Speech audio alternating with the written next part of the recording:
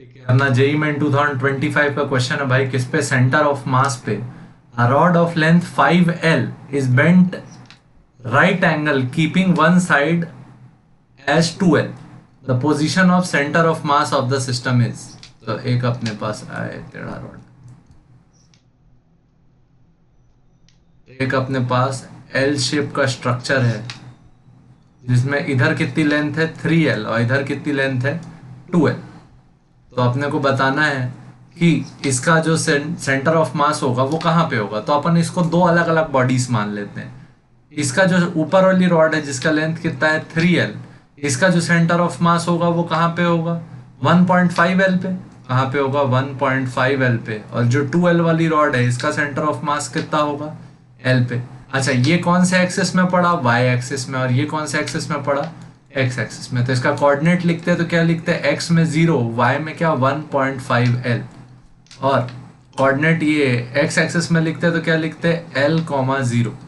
ठीक, ये आ गया दोनों का कोऑर्डिनेट। अब आपके पास सेंटर ऑफ मास का फॉर्मूला है x center of mass equal to m1x1 plus m2x2 upon m1 plus m2, और y सेंटर ऑफ मास का क्या m1y1 plus m2y2 upon m1 plus m2।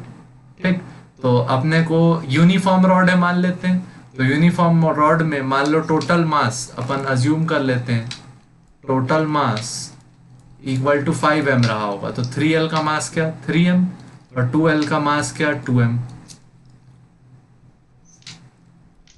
ठीक, m1 का वैल्यू क्या 3m इंटू x1 का value कितना 0 प्लस m2 का मास कितना 2m, x2 का वैल्यू कितना L upon 3m plus 2m।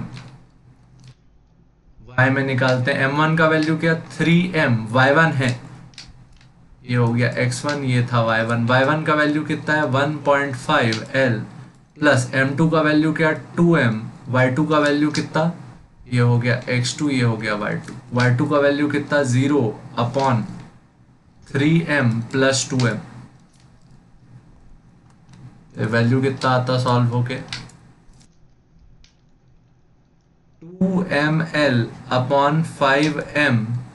यहाँ क्या आता 3 into 1.5 4.5 ml upon 5m।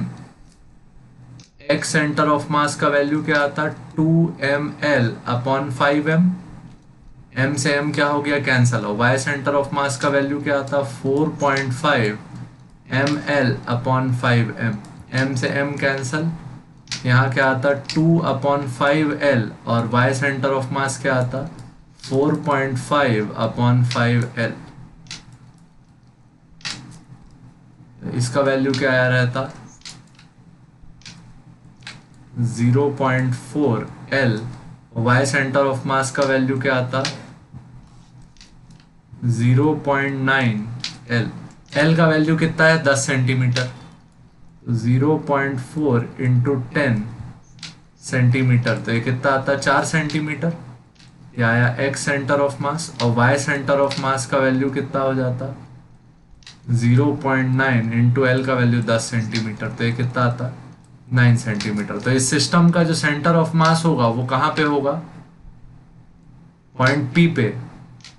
R centre of मास होगा पॉइंट P पे, जिसका लोकेशन क्या होगा 4 सेंटीमीटर, 9 सेंटीमीटर।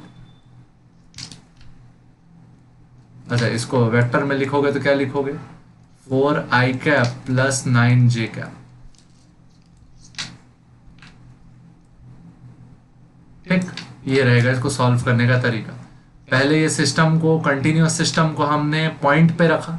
पॉइंट पे रखा तो कैसा सिस्टम था, ये कंटिन्यूअस सिस्टम था, यूनिफॉर्म सिस्टम था। तो यूनिफॉर्म सिस्टम के लिए मास, सेंटर ऑफ मास कहाँ होता है सेंटर पे, तो दोनों के सेंटर पे आया। सेंटर पे निकालने के बाद बेसिक जो डिस्क्रीट सिस्टम के लिए फॉर्मूला है m1x1 m2x2 upon m1 plus m2 वो लगा दिया। ठीक,